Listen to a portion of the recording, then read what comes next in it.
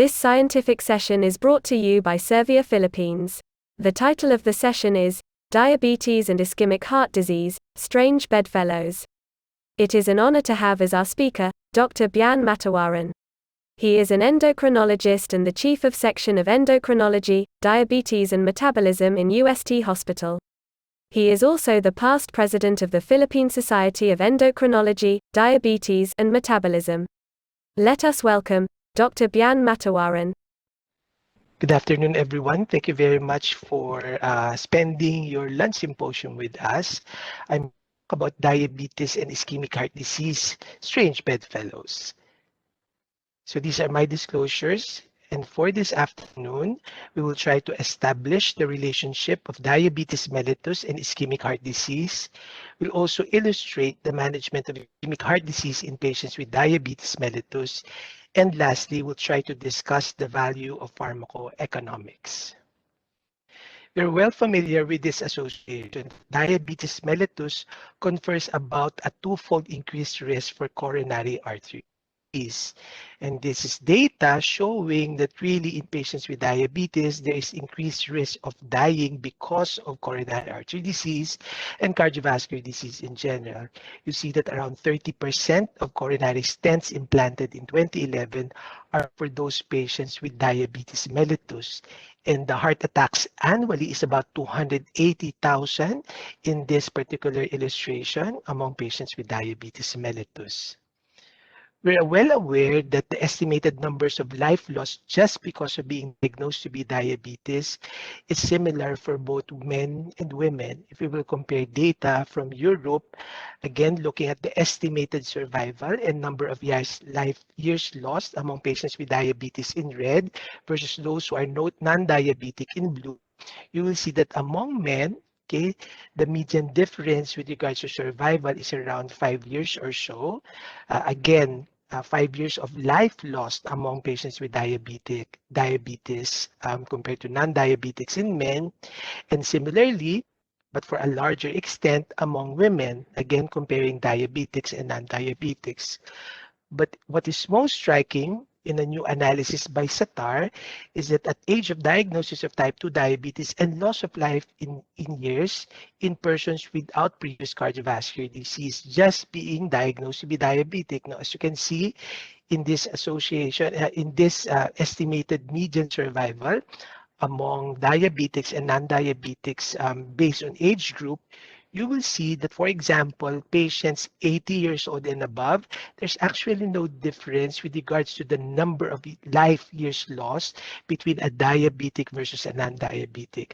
But if you look at data, particularly for those 40 years old and younger, you will see that the difference in the amount or the expected median survival in years comparing diabetics and non-diabetes is significant. Now, the difference, just because you're diabetic diagnosed at age 40 is about 6 years or so, but if you're diagnosed to be diabetic at age 20, for example, compared to someone who is non-diabetic, you will see that the difference is quite a lot, more than a decade difference of loss of life years just because you are diabetic. And if you look at the same analysis by Satar, again looking at patients who are non-diabetic in patients who are controlled, especially for those age groups 50 years old and younger, you will see that the main reason for mortality are non-cardiovascular, particularly neoplastic. And if you relate that to the same age group, but diabetics, you will see that the major contribution for mortality is cardiovascular or circulatory. Again, shows you that in patients who are diabetic, especially when they are diagnosed at a younger age, the risk of dying because of cardiovascular diseases is higher compared to non-diabetic controls. And you can imagine the correlation with regards to the Philippine population. We now have a relatively younger number of diabetics, and the potential for them being afflicted with coronary artery disease is more than those patients older, meaning 50 and 59 years old. So again, the impact of being diagnosed to be diabetic with cardiovascular disease is really staggering. So this is why these two conditions are really really strange bedfellows. And just to illustrate that, in 2013, the ESC came up with these recommendations in patients with cardiovascular disease as well as those patients with diabetes mellitus. Basically, the algorithm tells us that anytime you have a patient with diabetes, you have to make sure to exclude cardiovascular disease as a concomitant disorder. And likewise, if you have a patient with cardiovascular disease, very important that you also rule out the possibility of concomitant diabetes mellitus. And the most recent recommendation, again from the European Society of Cardiology, looks into the association of diabetes mellitus and, of course, coronary artery disease. Of course, coronary artery disease, as we all know, is a condition characterized by atherosclerotic lesions in the epicardial arteries. They may be obstructing or non-obstructing. The manifestations may be an acute coronary syndrome or chronic coronary syndrome. In this particular recommendation by the ESC in 2019, it shows the natural history of chronic coronary artery disease. So patients may be subclinical, may be recently diagnosed, or may have long-standing diagnosis. But it's very important to take note that coronary artery disease is a chronic disease, most often progressive, and hence serious, even in clinically apparently silent periods. So this we have to take into account. And this is more so in patients who are diabetic. As you can see, cardiovascular disease is prevalent in patients with diabetes, and most patients, both diabetics and non-diabetics, may present with typical symptoms of cardiovascular disease. And we're talking about coronary artery disease. Of course, the most common condition or typical symptom is angina. However, we also have to take into consideration unrecognized diabetic cardiac impairment because patients may present with atypical symptoms like silent ischemia, silent myocardial dysfunction, thus no, making patients with diabetes as patients with high risk for cardiovascular events. And this is why it's very important that we recognize and investigate all patients with chronic coronary syndromes. And in the ESC recommendations of 2019, it says there that basic testing should include resting ECG, biochemistry, which includes a CBC, creatinine, okay, as well as lipid profile. And depending on comorbidities, if your patient, for example, diabetic, of course, establishing glycemic control, chest x-ray in selected patients, and echocardiography at rest. Okay, so these are some of the basics tests for evaluation of patients with chronic coronary syndrome. This is an older recommendation. This is the proposed screening for algorithm for coronary heart disease in diabetic patients. Again, recognizing that patients with diabetes are high-risk cardiovascular disease patients and may present with both asymptomatic or atypical presentation. And again, an ECG is an important test, but very important that we optimize primary prevention among these diabetic patients. And that would include, of course, using standards of therapy, like, for example, aspirin, statins, and ACE inhibitors. In general, prevention of cardiovascular disease in patients with diabetes, of course, include this very important recommendations: antiplatelet therapy, blood pressure control, lipid management, and of course, glycemic control. So for diabetics, the recommendation for high or very high risk diabetic patients is that 75 to 100 milligrams per day of aspirin may be considered in primary prevention in the absence of clear contraindications. And for moderate severe risk, it is not recommended for primary prevention. For blood pressure control, the recommendations are to start your patient on RAS blocker, especially those with proteinuria or left ventricular hypertrophy, or RAS blocker with a calcium channel blocker, or thiazide-like diuretic, with BP targets for most patients of 130 over 80, not less than 120 over 70. Lipid management, of course, use of statins as first choice lipid lowering treatment, ezetimibe if not a target, or PCSK9 inhibitor for those not a target for LDL. And you may consider using fibrates if with low HDL and high triglyceride, or those with atherogenic dyslipidemia. And of course, for diabetics, tight glycemic control, a near normal HbA1c or at least an HbA1c of less than 7% without hypoglycemia, though targets should be individualized. You have to consider use of SGLT2 inhibitor or GLP-1 receptor agonist for very high or high cardiovascular risk patients. But specifically for chronic coronary syndrome, the ESC recommends for pharmacologic management that patients are given medications to reduce angina symptoms and exercise-induced ischemia, and of course to prevent cardiovascular events. So if you look at the general pharmacologic management of chronic coronary syndrome, again from the ESC, you will see that these are the more important agents that should be started. Anti-ischemic drugs, event prevention therapy, statins and lipid-lowering therapy, your last blockers, and hormone replacement therapy. But for this afternoon, we'll be highlighting, of course, two very important anti-ischemic agents, and these are your ivabradine and trimetazidine. Okay, so this is very important to make. That's why I started off with all of the pharmacologic therapies for patients with chronic coronary syndrome, or for those patients with ischemic heart disease, because in a study, the ischemia trial, they looked at the difference with regards to the primary outcomes of CV death, MI, and hospitalization for unstable angina and heart failure, as well as resuscitated cardiac arrest. So in those patients with chronic stable ischemic patients, comparing pharmacologic treatment, that's conventional, versus intensive treatment, so that means revascularization, either through CABG or through PCI. And they've noted that there's no absolute difference, no, that early invasive strategy did not further reduce the primary outcomes of CV death, MI, hospitalization for unstable angina, heart failure, or resuscitated cardiac arrest in chronic stable ischemic patients if you give them optimum medical therapy versus invasive therapy. And this is true in the subpopulation of these patients when they analyze diabetic patients. So again, no difference now with regards to the primary outcomes with intensive or optimal medical therapy versus invasive therapy for ischemic heart disease.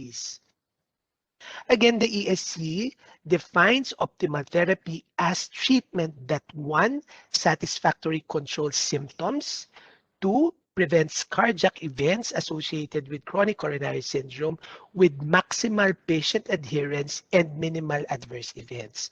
We also have to consider patient's characteristics and preference, whereby initial therapy usually consists of one or two anti-anginal drugs as necessary, plus drugs for secondary prevention of cardiovascular disease. Again, we have tailor fit our treatment based on patient characteristic. These are the recommendations by the ESC. So this is basically the summary of the ESC recommendations with regards to the stepwise strategy for long-term anti-ischemic drug therapy in patients with chronic coronary syndrome. As you can see, as first step or first line treatment, you have their beta blockers or your calcium channel blockers, be it your non-dihydropyridine calcium channels blockers or your dihydropyridine calcium channel blockers. But what is very important for this afternoon is the use of the second line treatment. And the second line drugs, of course, include your ivabradine as well as your trimetazidine. Again, the use of which will be dependent on patient characteristics. Okay, so the new recommendation primarily highlights ivabradine or trimetazidine as part of second-line treatment. So in this new recommendation, combination of a beta blocker or a calcium channel blocker with a second-line drug, of course, which includes your trimetazidine and ivabradine, may be considered as a step according to heart rate, blood pressure, and tolerance. And we'll discuss that in detail later. Okay, so And a decade ago, these drugs are actually called emerging anti-anginal drugs. But at this time, ivabradine as well as trimetazidine has been established as very important second-line therapy for angina and ischemic heart disease. And we now have evidence, this is a meta-analysis showing the efficacy of trimetazidine in stable angina pectoris, primarily looking at this outcome measures, reduction in anginal attacks, reduction in nitrate consumption, improvement in total work and exercise duration, as well as increased time to 1 millimeter ST segment depression. This meta-analysis confirms the efficacy of trimetazidine in the treatment of stable angina in comparison with conventional anti-anginal drug regardless of treatment duration. In addition, in the CHOICE-2 study, which is a large-scale, multi-center, 6-month open-label observational study on about 900 patients with stable angina pectoris, it shows that trimetazidine improves exercise capacity as early as 2 weeks of treatment, and more so as treatment is prolonged after 6 months. So this shows you improvement in exercise capacity, as well as showing us in the CHOICE-2 study rapid efficacy as 2 weeks of treatment regardless of background therapy. If you look at those patients already on beta blockers at 2 weeks in gray, at 2 months in orange, at 4 months in red, and at 6 months in maroon, you will see that the number of angina attacks per week considerably lowered after 6 months of therapy, showing reductions at 2 therapy, even for those patients already on beta blockers, those patients on beta blockers and calcium channel blockers, those patients on beta blockers and long-acting nitrates, and even on triple therapy of beta blockers, calcium channel blockers, as well as long-acting nitrates. And among patients with diabetic coronary disease, you will see the effects of trimetazidine on both silent and symptomatic ischemia in diabetic patients. The reduction of episodes of angina attacks has considerably reduced by 72% after 5 months of therapy, as well as reduction in the number of episodes per day after 6 months of therapy with trimetazidine versus that of placebo. In the analysis showing left ventricular ejection fraction improvement with trimetazidine in diabetic patients with ischemic and non-ischemic heart failure, again showing benefit in this forest plot compared to placebo with regards to left ventricular ejection fraction among our diabetic patients. Other than that, the American Heart Association also came up with the 2020 medical management of stable angina. So recommendations are to address these two pathophysiologic mechanisms. So the therapy for stable angina should include therapies that will increase myocardial oxygen supply. And these are of course via your nitrates and calcium channel blockers, and those agents that will decrease myocardial oxygen demand. And this includes your beta blockers, your calcium channel blockers, ranolazine, and of course, for this afternoon, your ivabradine. So slowing of heart rate leads to reduction of angina symptoms. So that is why this is an important parameter that should be addressed in reducing angina as well as in addressing chronic coronary syndrome. So that any time your heart rate is reduced, the myocyte will eventually have a reduction in oxygen demand, okay, thereby maintaining viability of the myocyte. Okay, together with that, what happens with heart rate reduction is there is a prolonged diastolic perfusion time. So this is where your epicardial or your coronary arteries will be perfused, thus improving your coronary flow velocity reserve, the amount of blood flow in the coronaries. And these two conditions will eventually increase your ischemic threshold, thus producing less anginal symptoms. So the value of heart rate lowering is important in the management of angina symptoms. In a study looking at the temporal relationship of heart rate and occurrence or trigger for ischemia in patients with stable angina, in patients with stable angina, it shows that in this study of men with stable angina, whereby an ambulatory ECG was done, as you can see in this particular plot, this is where angina or SC depression occurred. But what is very typical in the occurrence of angina or SC depression is that 2 to 4 minutes prior to the occurrence of angina, you see a rise in heart rate. So this study shows that heart rate as a trigger for ischemia is important in patients with stable angina. Okay, so that eventual correction of heart rate will be very important in increasing myocardial viability. And this is where the unique mode of action of ivabradine comes into play. Ivabradine selectively inhibits your IF current in the sinus node or your funny current or your funny channels. So basically, the inhibition or blocking of the IF current will block, okay, the sinus node, which is the pacemaker of the heart. So upon this blocking or inhibition of the IF current in the sinus node, this will eventually reduce the eventually reduces the slow diastolic depolarization phase. And this is clinically manifested by heart rate reduction. Okay, so this is the unique mode of ivabradine, which has a push dependent, meaning if your baseline heart rate is high, you expect a greater reduction in heart rate.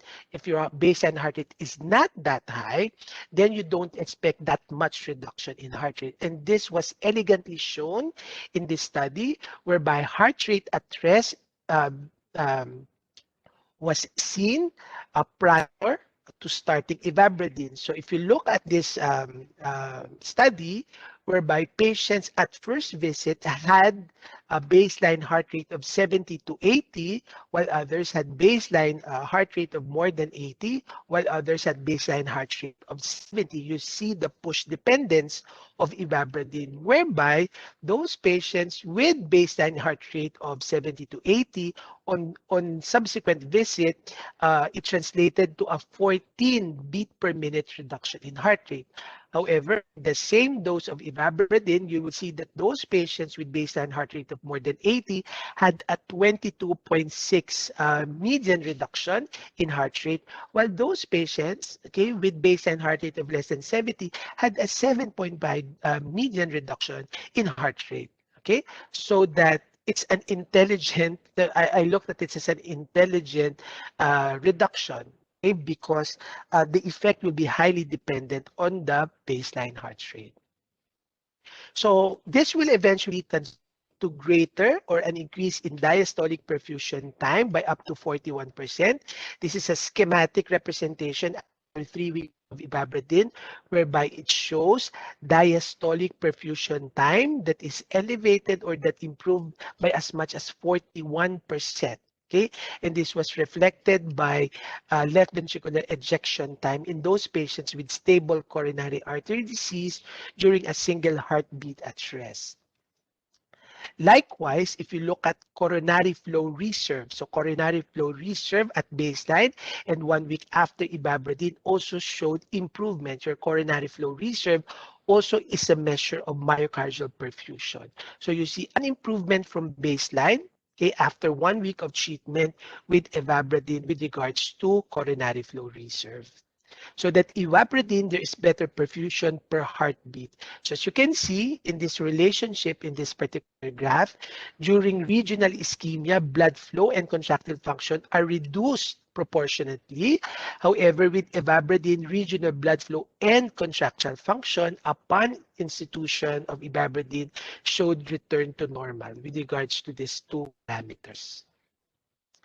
And clinically, this was shown in the beautiful trial. No? So this is looking at ivabradine and the reduction of risk for cardiovascular events in chronic coronary syndrome patients with heart rate of more than 70 beats per minute. You showing a reduction in hospitalization for fatal and non-fatal MI by 36%, as well as reduction by as much as 30% with regards to risk for revascularization with ivabradine versus standard treatment.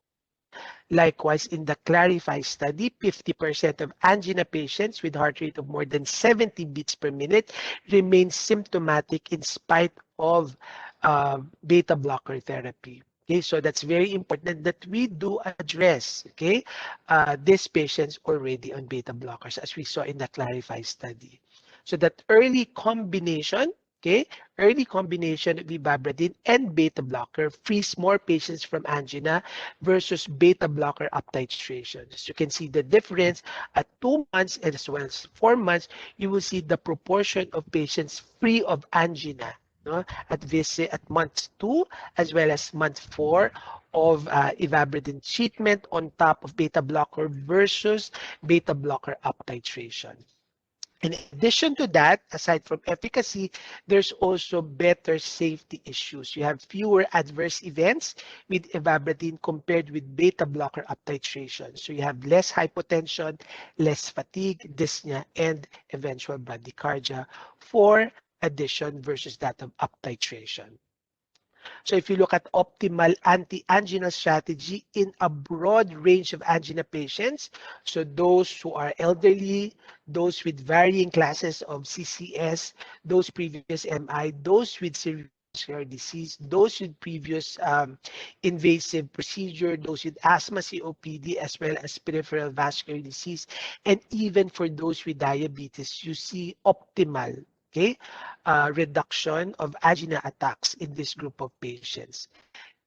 So that in the 2020 AHA CAD guidelines, it is recommended, ivabradine is recommended in patients with diabetes mellitus.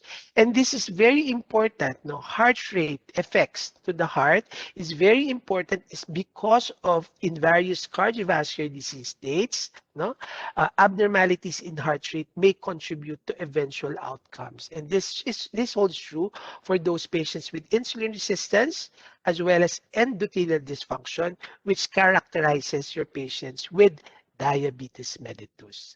And again, particular analysis among patients with diabetes mellitus, looking at the efficacy of your ivabradine for those patients with diabetes and chronic stable angina pectoris.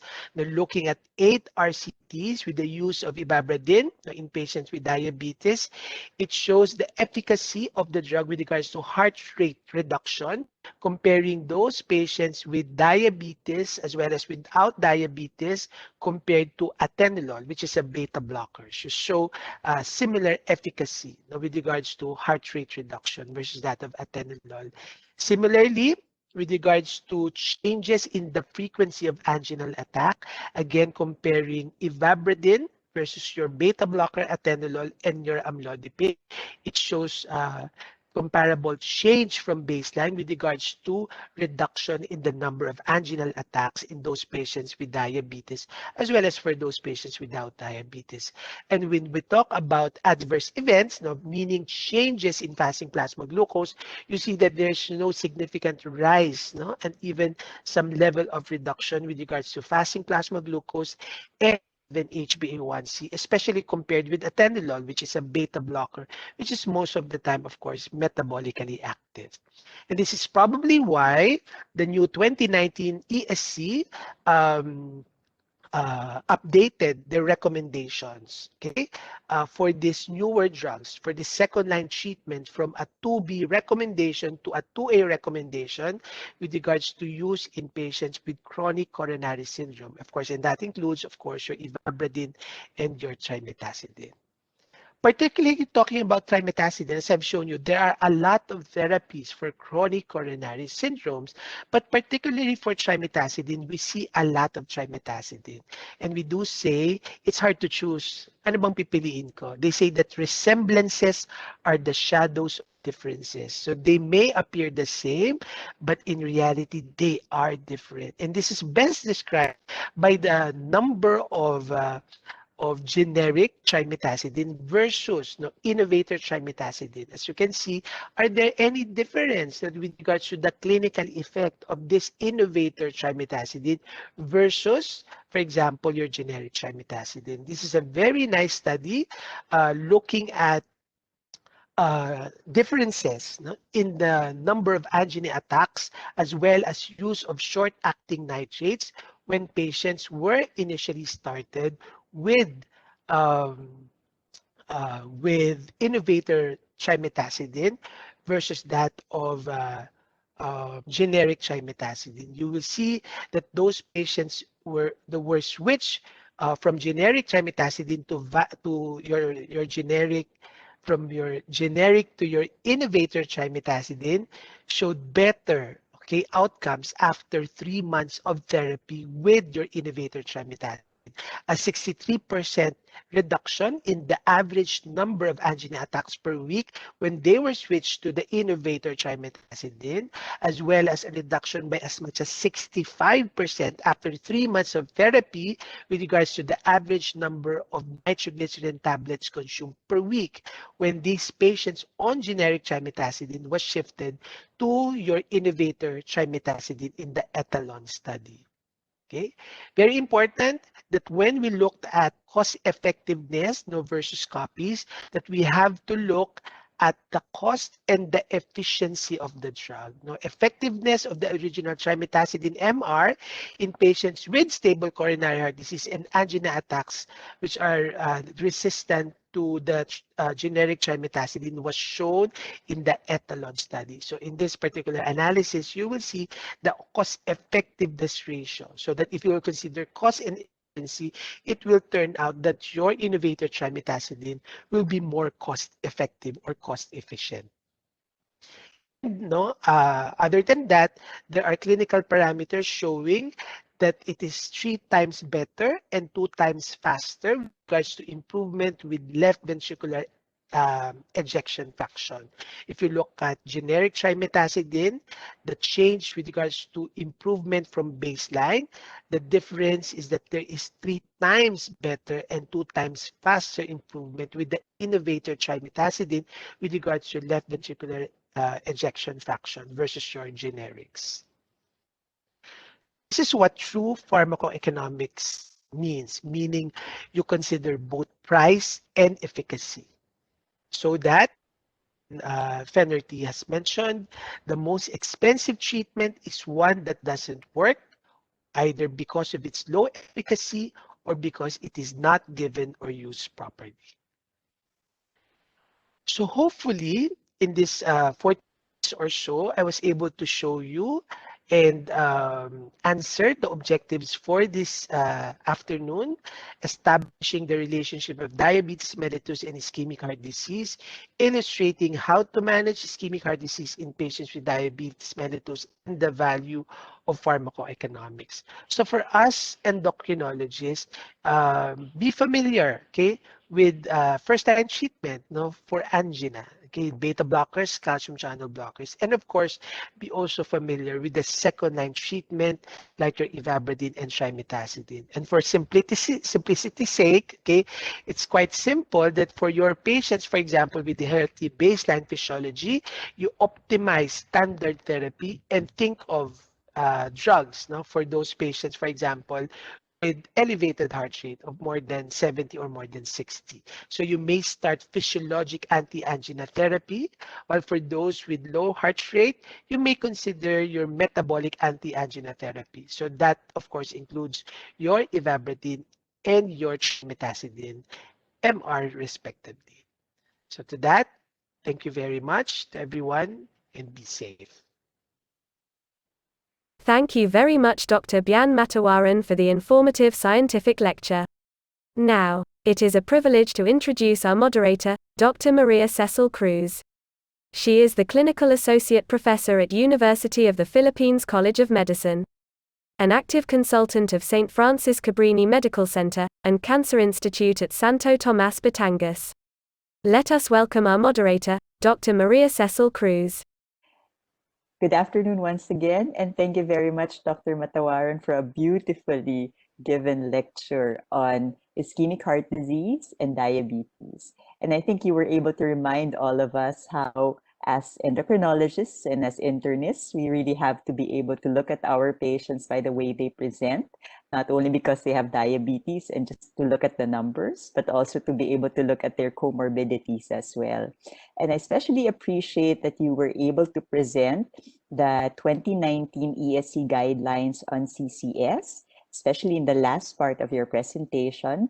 It is a very practical way of recommending a stepwise strategy for anti-ischemic drug therapy in consideration of baseline characteristics. So given a fairly common clinical scenario for us, like a newly diagnosed patient with ischemic heart disease who also happens to have diabetes, how would you recommend starting Vastarel MR in these patients? Okay, so it's a very hard question at the initial question. Okay, so I think very important. At least, so I just have to clarify that for the Europeans they actually call it chronic coronary syndrome, but for Americans they usually call it as your SCAD, your stable coronary artery disease. Okay, so basically, we have to remember with regards to the two therapies, especially for diabetics, there are basically two therapies for chronic coronary artery disease or chronic coronary syndrome. And these are therapies for symptoms, that's the anti-ischemic agents, and two for those reduction in events. I think we have to be clear about those two therapies now, because the expectations for the two therapies are different. So the anti-ischemics are basically for ischemia, for symptoms, for angina. Okay, so that studies, whatever studies, beta blockers, calcium channel blockers, and even the second line therapies, the outcomes for mortality are not as impressive. Okay, kaya that we have to remember siguro muna as a baseline answer, because I would suggest that for patients who are symptomatic, okay, that diabetic patients with ischemic heart disease, trimetazidine may be considered, okay, as a second line agent, as what the recommendation tell us. Um, but maybe first line, okay, but maybe first line for those patients, for example, with low heart rate as well as low blood pressure. So, but we have to remember that standards of care, statins, glycemic control, antiplatelet for those who would be included in the primary that will be high risk or very high risk should be started also.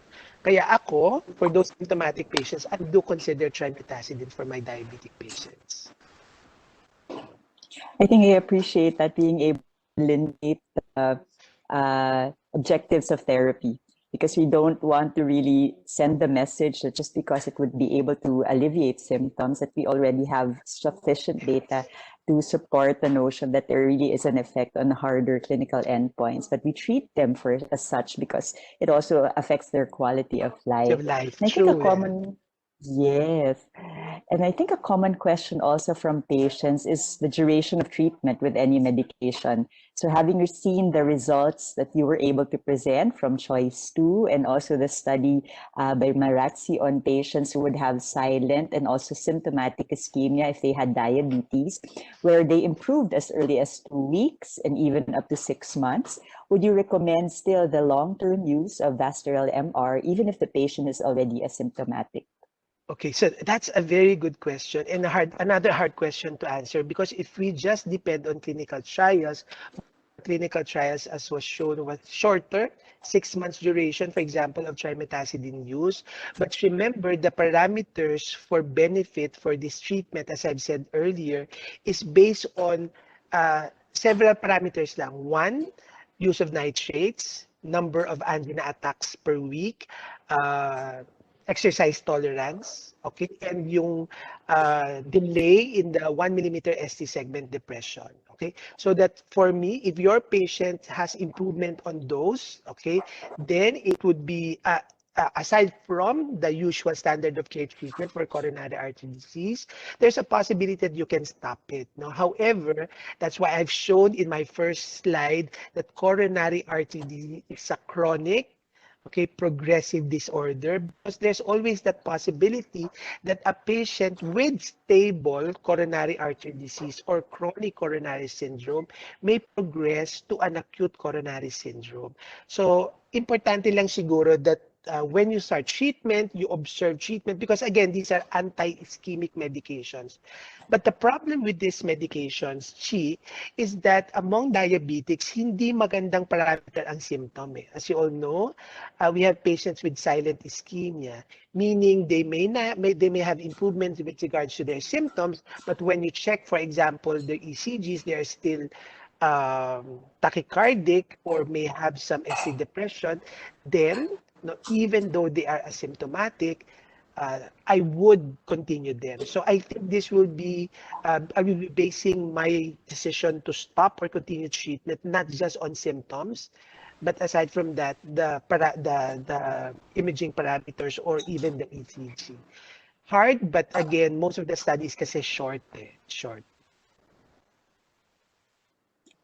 I especially appreciate your emphasis on the chronicity of the disease and how it actually progresses over time, so that it's possible, yes, that the Europeans may have it better described as CCS rather than having it as a stable Yeah. coronary artery disease by the Americans. And they do also suggest that it's long-term anti-ischemic therapy. And for your thoughts about long-term safety and tolerability, what do you think about these medications such as Vascular MR being used in the long term if that would be the case? So I think the important term that you mentioned there is tolerability. Okay, so especially for trimetazidine, it's basically devoid, no, of very significant side effects. Okay, aside from possible movement abnormalities, but unlike other therapies, no, for example, beta blockers or calcium channel blockers, again, let me just be bold to say that most of the side effects or adverse events of trimetazidine are somewhat placebo-like. Okay, so that as long as your patients be able to tolerate it, I would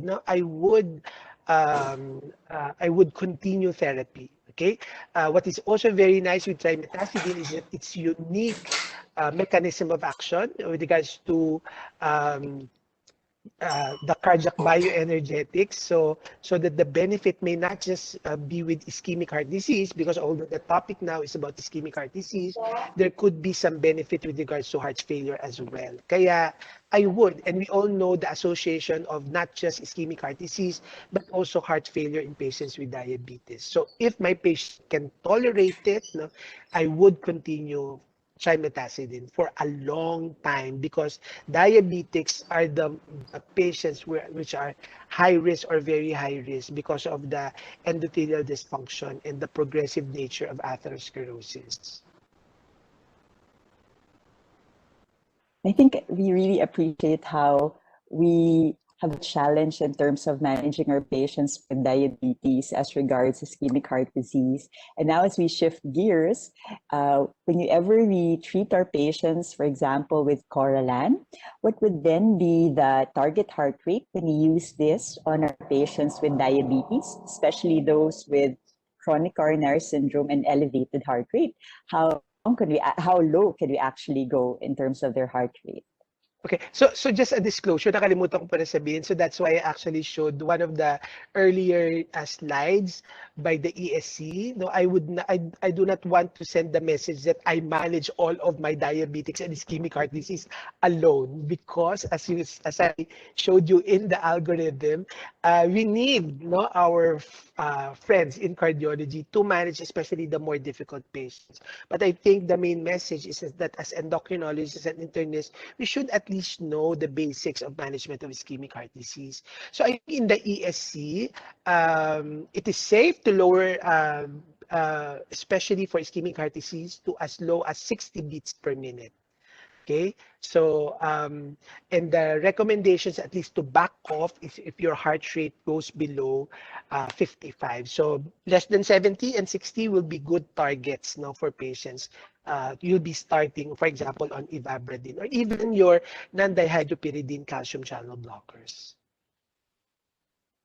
I think it's more often that the patients who would eventually come to us, for example, they've already been treated by a usual go-to medication for heart rate, which is usually the beta blocker, and it continues to be part of standard care. If for patients who are already on a beta blocker, if we were to consider starting them also on Coralan because of the need to add on some better control in terms of their heart rate, is there actually a possibility of causing severe bradycardia when we combine these? Actually, the unique mechanism of action of your ivabradine will actually complement the use of beta blockers. And clinically, in the, if I'm not mistaken, in the Beautiful study, okay, it shows that in those patients, for example, already on a beta blocker, there was actually improvement. So hindi ka matatakot to add, okay, your ivabradine on top of a beta blocker. And in the ESC recommendations, no, okay, if you can go back to that particular slide, it shows, okay, your ivabradine, okay, on top of beta blocker. I think what is important to take note lang with regards to combining is with ivabradine, for example, with your non-dihydropyridine calcium channel blocker. Also, for first-line, kahit sa first-line therapy, I think in the ESC, they also made mention that beta blockers with your non-dihydropyridine calcium channel blockers, meaning your diltiazem, may actually increase risk for AV blocks and severe bradycardia. So if you want to really decrease heart rate, I would probably, as a better choice, a beta blocker and ivabradine. Okay, so the quick answer is yes, you can combine, and you will not be afraid of severe bradycardia, because as I've said earlier, the unique mechanism of action of ivabradine is that in diabetes, di ba, meron tayo yung tinatawag natin glucotrophic effect, no, that the reduction in blood sugar will be dependent on the level of glucose, di ba? May mga ganun tayo with incretin hormones. So parang ganito yung ivabradine, they call it a use-dependent reduction, so that if your baseline heart rate is high, as I've shown you in one of my slides, mas malaki yung binababa ng heart rate. Pero kung hindi naman ganun nakababa yung heart rate mo, hindi rin ganun kababa yung heart rate reduction. So it has somewhat a fail-safe mechanism with regards to the effect. So the quick answer is yes, you can combine beta blocker, sorry, ang dami ko sinabi, beta blocker and ivabradine. Oh, but we appreciate the detail. Don't you worry about that. Okay, thank you very much. Because sometimes you would also get that kind of patient in whom we're really afraid to maximize the beta blocker or possibly even add on the non-DHP calcium channel blocker because of the idea that it also has an effect on their blood pressure. And sometimes we do get that patient who may not really be hypertensive or who may not need that much of BP reduction. And I think being able to offer them that additional therapy of using Coralan for heart rate would also be able to improve their heart rate. And I think this is my curiosity question. Sometimes we get that patient with diabetes, no problems, but they do have an elevated heart rate. For other reasons, there are no classic angina symptoms, no other cardiac symptoms. And most of the time, as endocrinologists, what would usually come to mind would possibly be disorders of the thyroid. But after having ruled out these kinds of things, such as thyrotoxicosis, maybe anemia, dehydration, even anxiety during clinic consult, is it something that we can recommend just to lower heart rate, Coralan, for these kinds of patients who would have an elevated resting heart rate? Yes. Okay. So, so again, if we can go back to the slide on the ESC recommendation, for these patients, especially for those with low BP, okay, the recommendation is probably to start a low dose calcium channel blocker or a low dose beta blocker. However, you can, the recommendation says that you can actually use your ivabradine as a first line treatment, no, for those patients na mataas ang heart rate, tapos mababa yung blood pressure. So I think that is one important footnote in the recommendation, that you can, if you just want heart rate lowering, then you can give ivabradine. I think sometimes it's unsettling to get that kind of patient. Yung alam mong hindi okay yung heart rate niya, hindi naman siya kinakabahan. So yung hirap niyan, yan yung mga hirap na hirap tayo. Kasi what is also good pala in ivabradine is that it will not affect the inotropic characteristic, no? Okay, yung pump, so hindi sa heart failure, it may be also good. Okay, wala siya negative inotropic effect and lusiotropic effect with regards to relaxation. So kung heart rate lang, I think that would be a good choice. And the recommendations even says that. I think I also have another curiosity question on the flip side. Sometimes you do get that patient with diabetes who also has primary hyperthyroidism as the possible cause of elevated heart rate. And sometimes of course, the initial management would always be the anti-thyroid medication and possibly even a beta blocker. But in these kinds of cases, is there any data on the use of Coralan, specifically for patients who also have this particular cause of elevated heart rate, which is hyperthyroidism? Okay. Let me just say, baka may magreklamo dito, it's not indicated. It's not part of the label. Okay. However, I came across several studies, although short course as well as a small patient population, whereby ivabradine was used especially for preoperative preparation, for preparation prior to thyroidectomy in patients with thyrotoxicosis. And there are studies showing that that's beneficial for heart rate lowering. Okay? So, merong mga ganun. And so there's even an article that came up in the New England Journal of Medicine, one of my fellows who rotated in NIH, whereby they actually used ivabradine for those patients with severe palpitations suffering from paraganglioma. Okay?